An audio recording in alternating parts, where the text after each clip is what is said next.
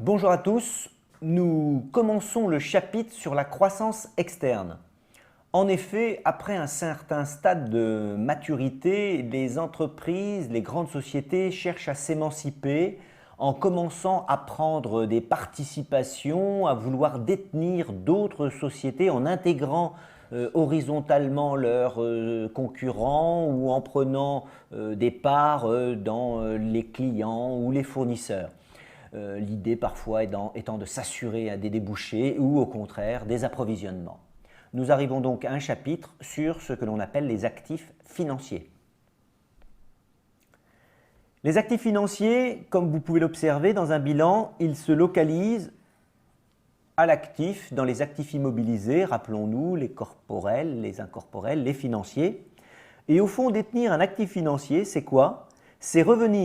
Ça revient à détenir une partie du capital d'une entreprise ou, alors comment? Par le biais des actions, ou à détenir une part des emprunts obligataires par le biais des obligations. Évidemment, il existe, et la finance en produit énormément, de multitudes de possibilités d'investissement dans des produits dits financiers. On n'ira pas voir les stock options, nous n'irons pas voir les emprunts obligataires qui sont convertibles ou échangeables en actions. Ça prendrait presque la durée de la totalité de ce MOOC. Donc nous resterons sur des critères un petit peu basiques sans que ça soit simpliste. Détenir des actifs financiers, quand on veut l'enregistrer, ça dépend du degré de contrôle que nous avons sur la société, de la volonté ou non que nous avons de vouloir contrôler, participer au management de l'entreprise. Sous-entendu, on peut avoir une volonté plus ou moins forte d'administrer l'entreprise, d'imposer votre stratégie, vos choix de gestion. Évidemment, vous pourrez plus ou moins le faire selon le pourcentage de contrôle que vous avez sur la société. Cela vient aussi de la volonté de détenir ou non les actions. Plus vous investissez sur du long terme, plus vous avez une volonté de participation. En règle générale, les trois premiers sont assez liés. Ou alors, vous affichez clairement la volonté de spéculer, c'est-à-dire vous ne cherchez pas à vous investir, vous cherchez uniquement à profiter d'une éventuelle plus-value. Ça peut venir aussi, j'en aurais peut-être ajouté un autre, d'un rendement financier, profiter d'une entreprise qui après tout marche très bien et profiter de ses fruits. Évidemment, selon ces différentes catégories, vous avez différents produits financiers. Nous en distinguons dans l'actif immobilisé trois. Le premier s'appelle les titres de participation, les titres de l'activité de portefeuille, les prêts et dépôts et cautionnements qui est une catégorie un peu à part. Enfin, vous pouvez même en trouver dans l'actif circulant. Au niveau des disponibilités, c'est ce qu'on appelle des valeurs mobilières de placement. J'y reviendrai. Première catégorie, les titres de participation. Le poste titre de participation, déjà son nom un peu l'indique, concerne toutes les actions ou parts sociales de sociétés que les entreprises possèdent de façon durable, soit pour contrôler la société, soit en tout cas à minima pour y exercer une certaine influence. On estime que le titre doit être enregistré dans la case participation quand le pourcentage de capital détenu est supérieur ou égal à 10%.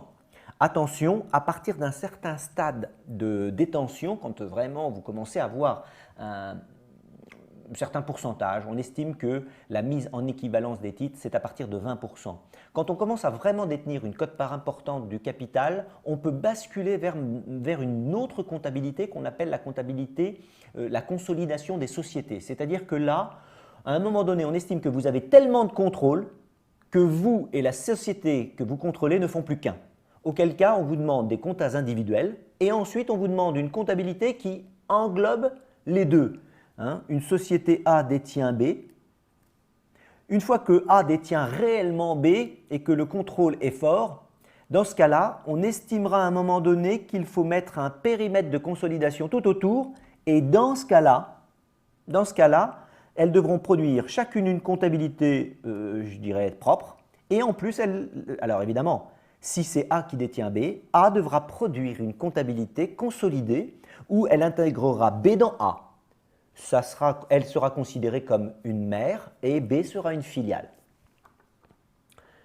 Les titres de l'activité de portefeuille. Donc là, on descend dans des gammes un peu moins importantes. Par opposition, les titres de l'activité de portefeuille sont des titres acquis sur du long terme, certes, vous cherchez à les conserver, mais vous ne voulez pas intervenir dans la gestion ni dans la gestion de l'entreprise cible. Vous voulez en tirer principalement une rentabilité satisfaisante. C'est-à-dire, vous n'êtes pas à proprement parler dans la spéculation, vous ne cherchez pas à vendre à court terme, mais vous savez que vous avez misé votre argent dans des entreprises à forte rentabilité, elles vous procureront des dividendes et c'est ce que vous recherchez. Si on glisse vers la partie bas de bilan, les valeurs mobilières de placement. Alors les valeurs mobilières de placement, là ce sont des titres financiers comme les autres, des actions, des obligations, mais par contre, vous cherchez uniquement, comme je l'ai dit, à placer un excédent temporaire de trésorerie. Plutôt que de laisser votre argent en banque dormir, l'idée là, c'est de le placer dans des titres, actions ou obligations, de manière à obtenir une rentabilité de court terme, éventuellement des dividendes, hein, de pouvoir les vendre quand vous voulez, ce qui va, et surtout, parfois limiter les risques de perdre à la baisse. C'est-à-dire, vous voulez spéculer, mais pouvoir être flexible si vous sentez que la tendance s'inverse et que vous allez faire une perte à la revente. Ça rentrera beaucoup plus dans les catégories des valeurs mobilières de placement. Si je reviens un tout petit peu en arrière, c'est cette catégorie-là dont je parle qui est en actif circulant. C'est donc juste au-dessus du compte bancaire de disponibilité. Autrement dit, c'est vraiment assimilé à de la liquidité. C'est de la liquidité placée. J'ai oublié d'évoquer la catégorie des prêts et des cautionnements. Ça, c'est une catégorie quand l'entreprise fait des prêts, par exemple, à ses propres membres du personnel. Elle a le droit d'être prêteur à ce moment-là, ce qui fait qu'elle se retrouve à posséder, je dirais, ce que possède la banque sur nous. C'est quand nous faisons un emprunt à la banque, ça se situe en emprunt, chez la banque elle-même, c'est le prêt. C'est comme si nous nous trouvions en position de banquier face à nos propres personnels. C'est loin d'être un placement financier. Ce n'est pas du tout comme ça qu'il faut le voir. Maintenant, la rémunération des placements. Un placement financier peut nous rapporter deux sources. Première source, la société détentrice des titres de placement à court terme peuvent percevoir des dividendes. Ça, c'est la principale source. Si vous avez mis vos sous dans le capital d'une entreprise, si cette entreprise dégage du bénéfice, les bénéfices deviennent des dividendes, vous en avez votre quote-part, proportionnellement au pourcentage que vous avez dans le capital. La seconde source, c'est, imaginons que le titre monte en bourse, ou vous avez une possibilité de le vendre, eh bien l'idée c'est de vendre en faisant une plus-value sur l'achat. Comment l'un et l'autre se matérialisent dans les comptes? Vous avez donc une société qui a acheté dans des titres, notamment des titres de participation et des valeurs mobilières de placement, vous le voyez ici et ici. Capital 1500, bilan équilibré.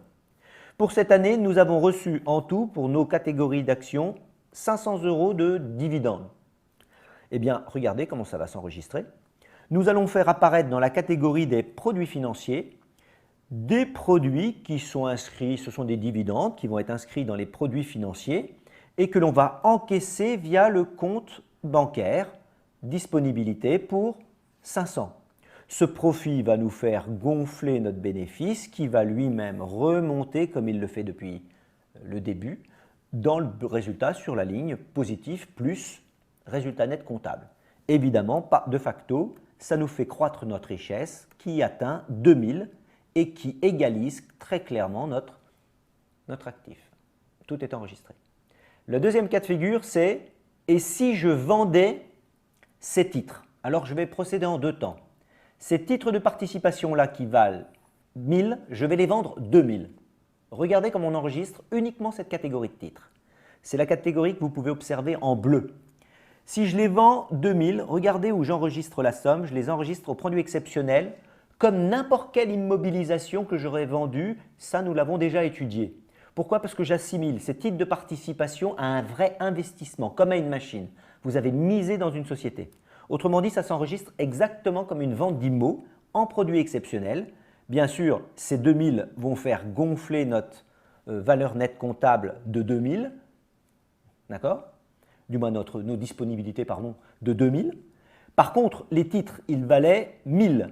Eh bien, qu'est-ce qu'on a fait de ces 1000 qui étaient ici? On est venu les transférer ici,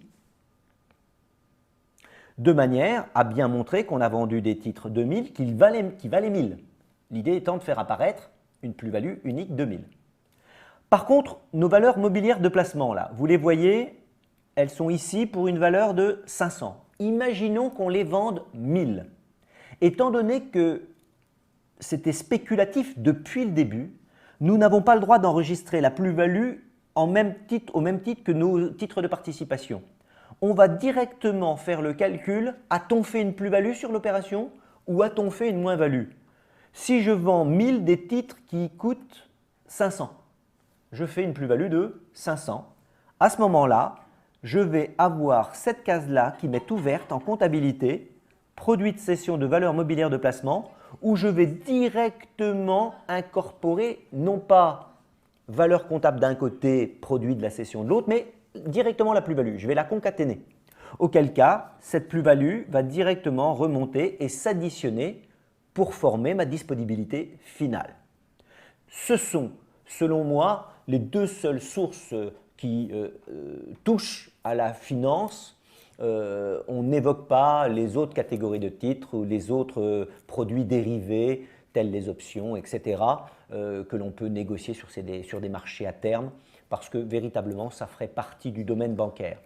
Là, vous avez quand même un excellent forfait pour comprendre absolument tout sur les acquisitions et les cessions de titres, actions et obligations. Merci.